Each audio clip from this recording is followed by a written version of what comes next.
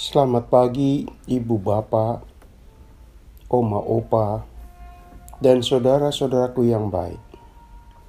Semoga pagi ini kita menghirup udara hari baru, seraya mengucap syukur kepada Allah. Sebab, karena Dialah, kita dan keluarga kita masih diberi umur kehidupan. Firman Tuhan yang kita renungkan, 1 Korintus 12 ayat 20. Memang ada banyak anggota, tetapi hanya satu tubuh. Saudaraku, suatu hari terjadi perdebatan di antara jari tangan. Tiap-tiap jari ingin mengklaim dirinya yang paling utama. Jempol berkata, "Akulah jari yang paling utama dari kalian. Aku selalu dipakai untuk mengutarakan hal hebat." Jari telunjuk keberatan. Lalu ia menyatakan, "Jangan salah kawan. Akulah jari yang disukai para pemimpin. Jariku dipakai saat memberi instruksi." Perdebatan itu didengar jari tengah. Maka ia berkata, "Tunggu dulu, mari kita berdiri. Bukankah aku yang paling tinggi?" Kini giliran jari manis. Dia pun tak mau kalah. "Kalian semua benar, tapi di jari manakah cincin tanda cinta disematkan? Bukankah di jariku?" Lalu, tibalah pada jari kelingking. Dia merasa tidak punya kelebihan seperti teman-temannya. Maka dia berkata, "Teman-teman, aku tidak sehebat kalian semua. Silahkan kalian hidup tanpa kehadiranku. Bagaimana penampilan kalian tanpa aku? Saat berjabat tangan, saat menenteng sesuatu."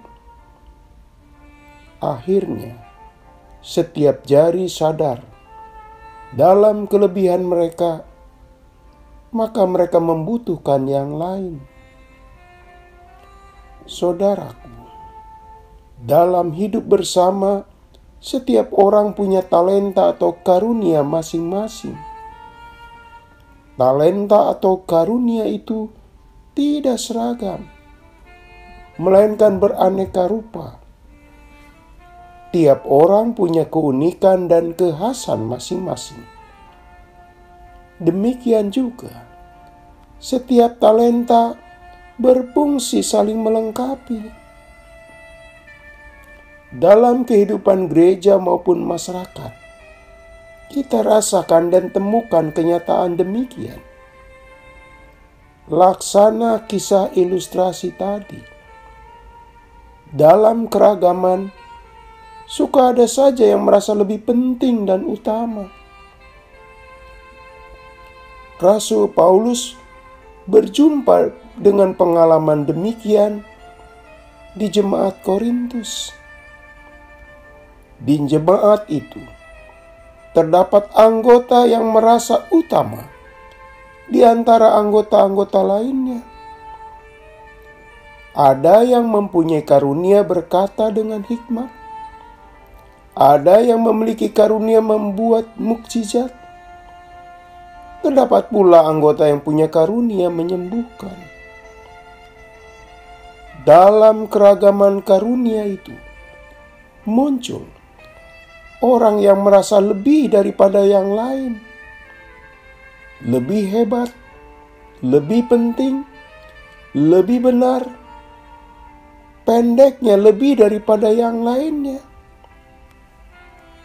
Bagi Rasul Paulus dan juga bagi Anda dan kita sekarang, sikap ini kurang pas.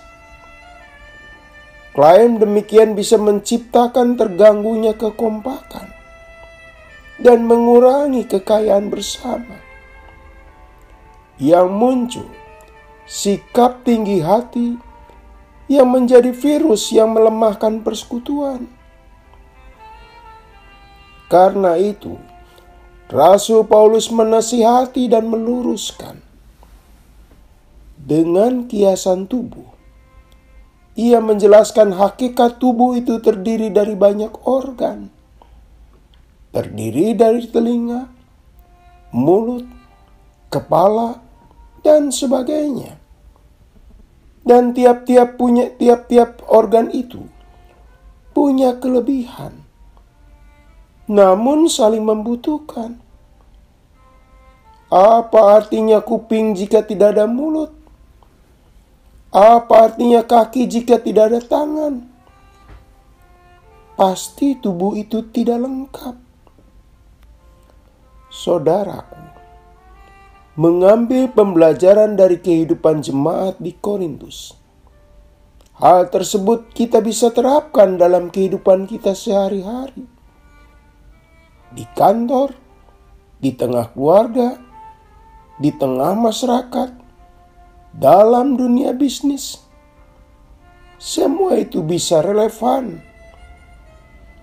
Dalam realitas hidup, ada aneka ragam karunia atau talenta. Maka, benarlah semangat yang menekankan kolaborasi bukan kompetisi. Kerjasama bukan permusuhan. Kita patut bersinergi dengan yang lain. Saling mengisi, bukan saling menyingkirkan. Bagaimanapun, dengan kerjasama, hal yang dicapai lebih besar manfaatnya. Kerjasama akan tetap menjaga dan memelihara persaudaraan. Kita mengecap kebersamaan, bukan perpecahan dan permusuhan. Saudaraku, sebagai manusia kita hidup saling membutuhkan satu sama lain. Sikap egoistik dan mengecilkan orang lain itu kurang tepat. Tuhan menciptakan Anda dan saya dalam kelebihan agar mengisi kekurangan orang lain. Kita pun diciptakan dengan kekurangannya agar kelebihan orang lain melengkapi kelemahan Anda dan saya. Mari kita berdoa.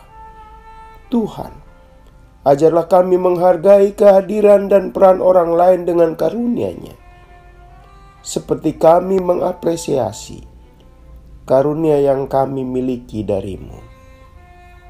Dalam nama Tuhan Yesus kami berdoa. Amin. Selamat pagi saudaraku. Selamat memasuki hari baru. Masih bersama Pendeta Emeritus Supriyatno. Tuhan memberkati.